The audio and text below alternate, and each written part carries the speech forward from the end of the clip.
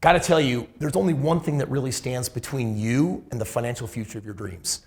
It is a successful business. And if you want that business to be successful, you gotta know how to write a basic business plan. So today, I'm actually going to be sharing with you the 6 components of what your business plan needs to have. Because if you've ever watched my videos, sometimes people will reach out to me like, Kris, help me with my business. And I'm gonna say, where's your business plan? Today, I'm gonna show you how to do it, and you're gonna figure it out in the next 10 minutes. One shot, now the future is yours. Go! I'm turning dreams into reality. Yeah, it's one shot, now the future is yours. Go!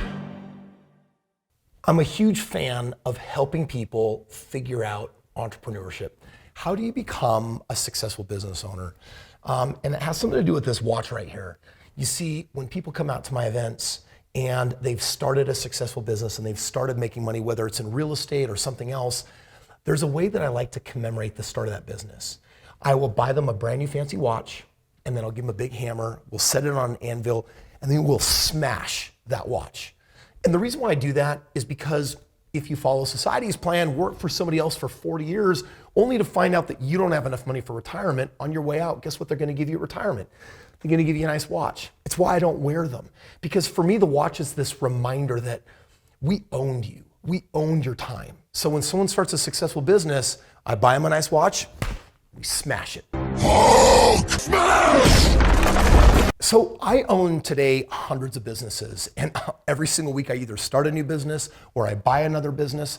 And the reason why I have so many of them is because a business is literally a machine where if I can solve a problem for someone else, they're gonna pay me, and it's a stream of income. Most people they have a job, so they have a way of getting paid. But every company I own has one or multiple ways of getting paid. So today's video is for me to share with you the 6 steps of putting a business plan together. And I wanna show you how to put the perfect plan together, because this plan is the key to your success of establishing your next stream of income. First of all, what is a business plan? Well, it's a plan about how your business is gonna succeed. How is it gonna operate? How is it gonna work? There are 6 major components to a business plan. And I don't want you to get stuck in this thought process like, oh, I've gotta sit at home for weeks and I've gotta thesis out this huge, thick document and it's gonna be 50 or 120 pages long. The reality is some of my business plans are only 1, 2, or 3 pages. It's about thinking through the following 6 steps, because if your plan has a good answer for what I'm about to share, guess what? That's probably a business that you should try. You know, often when I travel, events, I meet people that come up to me and they're so excited to share with me this idea. It's like, Kris, I have this business that I want to start. I'm like, great, tell me about it. And you know what? They sometimes have the hardest time finding words for the first 2 or 3 or 4 sentences that would help me understand what it's about.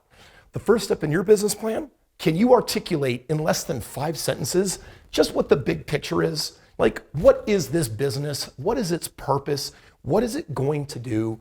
It's so important that you be able to communicate with that with very few words, because if you need to raise capital for this business or if you want to pitch it to somebody, you should be able to very clearly communicate, this is my business and this is what we do. This is how we do it. So a business is nothing more than solving problems. And if you want to make a little bit of money, then solve small problems. But if you want to make a lot of money, you got to solve really big problems. In essence, that is what a business is doing. So if you've ever had a business idea, let me ask, what is the problem that you're solving? So a big part of communicating what that is knowing what your message is. How do you communicate that to people? How do you identify what the problem is so that people can empathize and get it? And then show them, what is your solution? What makes you stand out? What makes you different? What innovation are you bringing to the marketplace that makes your solution better than your competition's? Solving that problem is going to either require a product or a service. There's literally something physical that you're giving someone, or there's service, there's access to experts or things that people are gonna do for you. They're gonna help solve that problem for you. So you should ask yourself, what is my product? What is my service? What is it gonna cost? And you start thinking, what do I have to charge? What would people be willing to pay? Because guess what? If you can solve the problem for $100, but the solution costs $100, you're not gonna make any money. You might find a problem that only costs $50 to fix, but people would pay $5,000 for it. That's a lot of money. So you're looking for a product or service where you can get paid a lot more money than the cost to provide it. So you identified a problem and your solution what kind of product or service is going to solve it. Now you got to ask, where am I going to market this? How am I going to get leads? Where do I find prospects? Where do I go? Do I find them online? Do I have to go to physical locations? And trust me, if you want to have a successful business, you want to find a lot of leads, because a lot of leads can lead to a lot of sales. If you don't have enough leads, you're probably not going to have enough sales and your business is going to flop. So this is one of the most important parts of the business plan is, do you know where to go or how to procure a healthy dose of leads? If you don't have a good answer for that question, you should kill this business as a cow that you take out to pasture and pull out your shotgun and boom!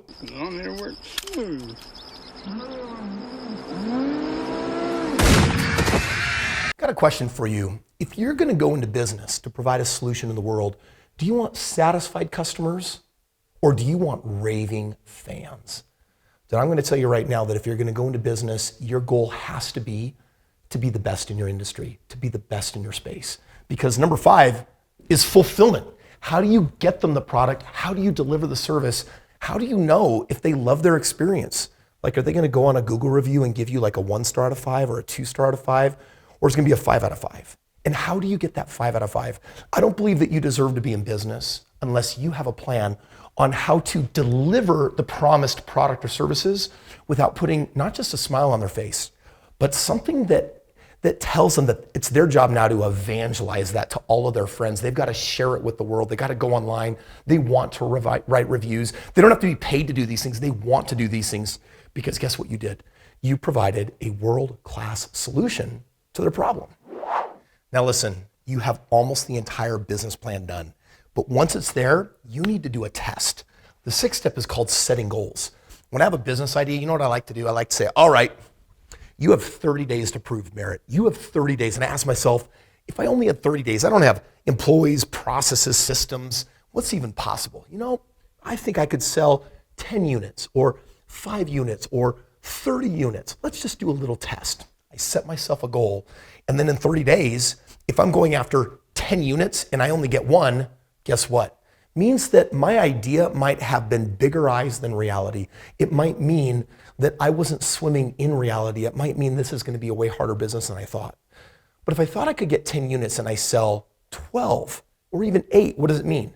You know what? I might be onto something here, and I'm in alignment with reality. My perception of reality, they're really coming together. If I can do 10 units, let's see if next month or in the next 3 months, I can do 30 units or 80 units. These tests lead me to believe a couple of things. First of all, is this idea worth pursuing long-term, or should I kill it now? Because the number one mistake I see business owners make, they get married to their product and service instead of their clients. Your job is to produce a raving fan, a really, really happy client. And if your product doesn't do that, you should go back to the drawing board. And if you can't consistently do it, if you can't get there, then you know what? Ditch the business and look for something different and create another business plan. Now, obviously business is a lot more complicated than that, but you know what? Not a whole lot. The problem most business owners have is they don't focus on the right things in the beginning. And I think today is a really great start. But if you'd really like to get a better start, there's a link below for my brand new book, Have It All. This book has a chapter, just one, that is dedicated on business. And literally, it's my foolproof approach to approving a business within 120 days to get it to make thousands or tens of thousands or hundreds of thousands of dollars for me without me operating the business. You see, the second biggest mistake that business owners make is they become operators instead of owners. And the reason why I have hundreds of businesses is because I'm not running any of them, right? I own the business. I'm not in the weeds like doing the business. And so if you really want to skip a decade of trial and error as a brand new business owner, or if you haven't had the success as a business owner as you would have liked, then definitely click the link below. Cover the shipping and handling. The book's free. And you can zoom right to chapter 5. That's the one that's going to share with you exactly in business what you need to do step by step. And this is a great start, but if you follow the instructions of that chapter, I promise you, you're going to walk away knowing more about business than most people do after a decade. Listen, I hope you're a subscriber on my channel. If you enjoyed today's video, I've got a lot more wisdom coming your way. I love to package up everything that I've learned from my own failures, my own trials, my own errors, and really show you a better path. And in this journey, I've actually studied the wealthy and I've asked, what is it that they're doing that leads to success time and time again so consistently? Turns out that there are 7 habits of the wealthy that most people don't know and certainly don't follow. So guess what? If you're intrigued in that, subscribe, click this link, watch this video, and let me teach you. Man, I gotta tell you, if you wanna own your financial future, you have to know how to construct a basic business plan. It is literally the thing. Yeah.